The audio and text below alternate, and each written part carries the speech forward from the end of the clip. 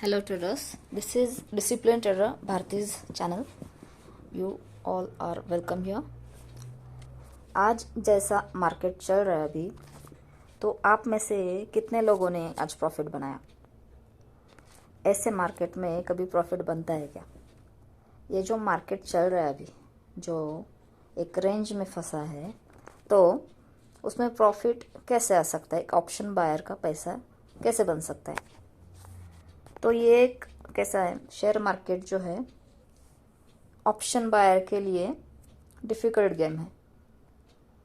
तो हमें अगर इसमें जीतना है तो कुछ स्ट्रैटेजीज बनानी पड़ेंगी, कुछ प्लान्स बनाने पड़ेंगे, तभी हम प्रॉफिटेबल बन सकते हैं। और प्रॉफिटेबल बनने के लिए पहले का लॉस भी तो कवर करना पड़ेगा। तो ये सब चीज़ों के लिए, अपने माइंडसेट के लिए, अपने गोल्स पूरा करने के लिए हमें किन चीज़ों की ज़रूरत होती है? हमें चाहिए पेशेंस, बेस्ट प्लान्स और most importantly act on that plans accurately with proper entry and proper exit.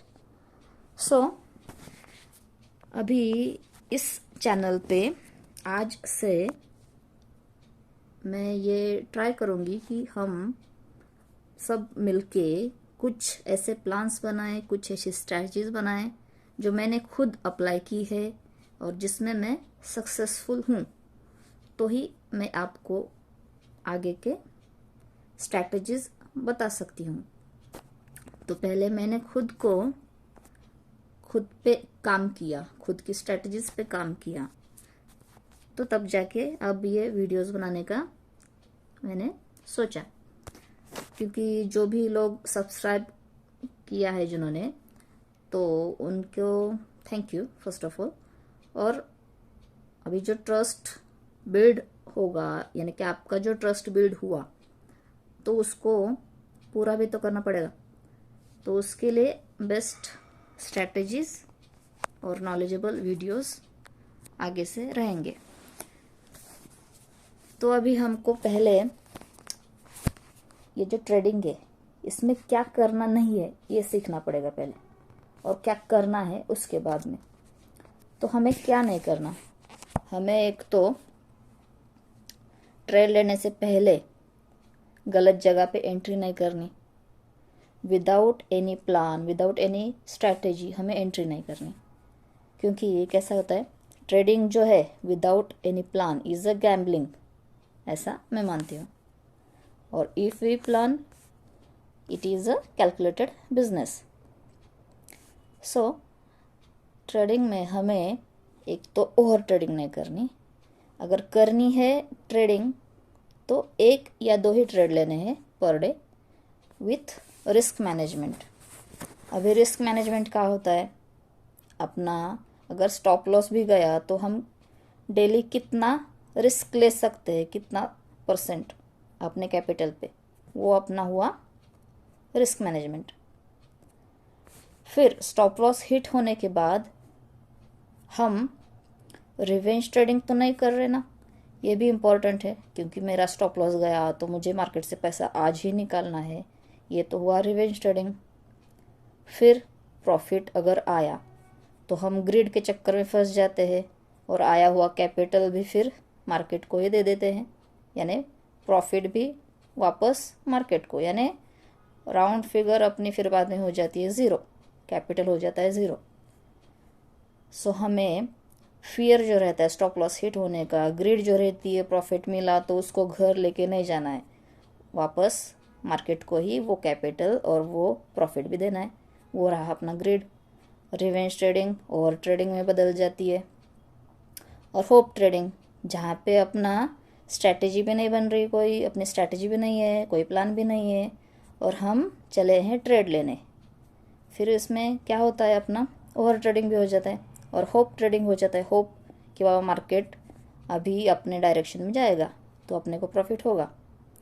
Hope trading से तो एक दिन पैसा बनेगा, लेकिन मार्केट अपना दिमाग को इतना कंट्रोल करेगा कि फिर हम मार्केट के इसमें सिर्फ डिप्रेशन में जाएंगे। मार्केट अपने को पैसा नहीं देगा, फिर क्या होगा, वो अपनी साइकोलॉजी डिप्रेशन में जाएगा पूरा और रिवेंज ट्रेडिंग हो जाएगी फिर। अगर हमें प्रॉफिट कमाना है, पहले लॉस कवर करना है, तो हमें प्लान्स बनाने पड़ेंगे और स्ट्रेटजीज बनानी पड़ेंगी।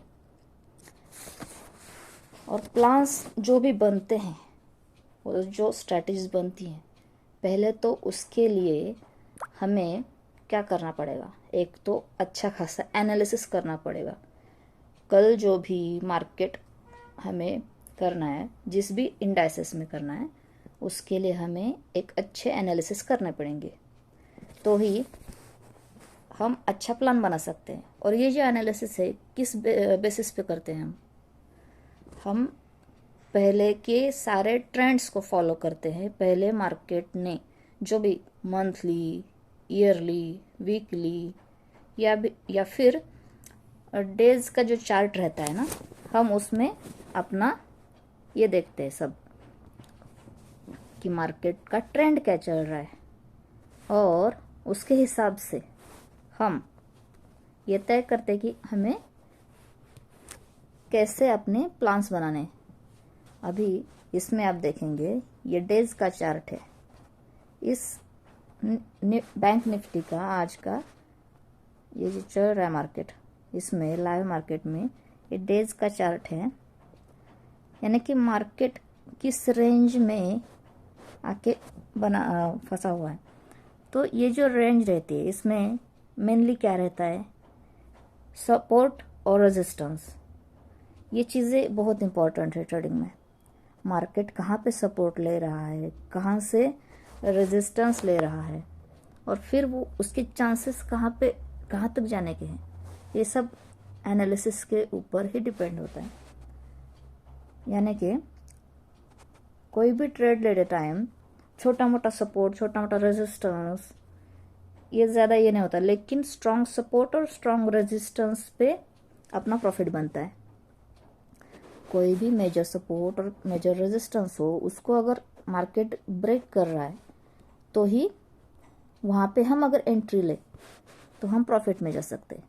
और हमको कैसे पता चलेगा ये कि एक प्रॉपर एंट्री के लिए कौन सा सपोर्ट ब्रेक हो रहा है, कौन सा रेजिस्टेंस ये हो रहा है।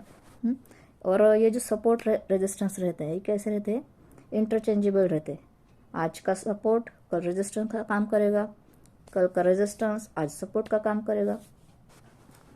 तो कभी भी एक मेजर सपोर्ट और रेजिस्टेंस अगर ब्रेक हो रहा होगा, तो हमें ये देखना है कि 15 मिनट की कैंडल जो है उस सपोर्ट और या फिर उस रेजिस्टेंस के ऊपर सस्टेन हो रही है कि नहीं, हमें तब जाके एंट्री लेनी होती है। और ये रहा एक एनालिसिस का पार्ट, इसमें हम डीपली बाद में बात करेंगे। तो अभी हम चलते हैं कि हमें क्या करना चाहिए, इस पे बात करनी है। तो एक तो अपनी एनालिसिस ठीक होनी चाहिए, उसके प्लान्स बनाने पड़ेंगे, स्ट्रैटेजीज बनानी पड़ेंगी। और इतने सालों से हम जो ट्रेडिंग कर रहे हैं, तो हमें खुद को एक सवाल पहले पूछना है कि हमने गैम्बलिंग की है या फिर कुछ सीखा है उससे, ट्रेडिंग से रोज़ कुछ सीखा है। अपना लॉस भी हुआ होगा, तो भी एक बार भी अगर अपने दिमाग में ये सवाल आया होगा कि आज मैंने ट्रेडिंग से क्या सीखा, तो वो लॉस जो हुआ है वो लॉस नहीं है, वो एक इन्वेस्टमेंट है जो आपने एक फीस दी है मार्केट को। अगर उससे कुछ सीखा है तो हम ये मान के चलते हैं कि वो जो लॉस था वो एक फीस थी। उसके बाद हमें ये समझना चाहिए, अभी इस जर्नी में, ट्रेडिंग की जर्नी में, एक प्रॉपर एनालिसिस के साथ और प्रॉपर कैंडलस्टिक पैटर्न्स को स्टडी करके, चार्ट पैटर्न को फील करके, और ये जो कैंडल्स रहती है उनको भी हमें समझना होता है, उनको भी फील करना होता है। एक प्रॉपर प्राइस एक्शन बनती है वहाँ पे। हम कहते हैं कि मार्केट आज गैप अप ओपन हुआ, कभी गैप डाउन ओपन हुआ, कभी फ्लैट ओपन हुआ। एक तो ये सब FIIs DIs ये सब करते हैं, यानी कि ऑपरेटर्स है जो मार्केट को चला रहे हैं। तो ये सब गैप अप गैप डाउन ये सब वो लोग ऑपरेट करते हैं, वो तय करते हैं कि क्या करना है आज क्या नहीं। तो हमें अपना पैसा कहाँ पे बनता है वो पहले तो समझना होगा। अपना प्रॉफिट जो बनता है वो बनता है गैप अप या फिर गैप डाउन में। अगर वहाँ पे कोई स्ट्रॉन्ग सपोर्ट स्ट्रॉन्ग रेजिस्टेंस नहीं होना पास में तो बनता है। और ये जो गैप अप गैप डाउन है तो उसमें हमें एक चीज़ याद रखनी है। मार्केट जब गैप अप ओपन होता है तो वो प्रीवियस डेज को उसके लेवल को रिस्पेक्ट करने नीचे आता है, यानी कि हमें तब पुट साइड की एंट्री के बारे में सोचना है। अगर गैप अप हुआ तो 250-300 पॉइंट गैप अप होता है तो हमें तब पुट साइड की एंट्री के बारे में सोचना है और उस पे एक्ट करना है, क्योंकि प्रीवियस डेज की सपोर्ट को वो रिस्पेक्ट करने आता है। और वाइस वर्सा इसमें क्या है, जब मार्केट गैप डाउन ओपन होता है तो वो प्रीवियस डेज के लेवल को रेजिस्टेंस के लिए जाता है। तो हमें कभी भी 5 मिनट की कैंडल क्लोज होते ही इमीडिएटली वो अगर पूरी रेड कैंडल बनती है तो हम डाउन साइड को जाएंगे, और अगर वो पूरी ग्रीन कैंडल बनती है हमको अप साइड को जाएंगे CE के हिसाब से कॉल साइड एंट्री लेंगे। तो ये सारी चीज़ें हम एनालिसिस के थ्रू करेंगे। हर दिन प्रीवियस डे हम अपने एक्शंस प्लान बनाएंगे फॉर द नेक्स्ट डे।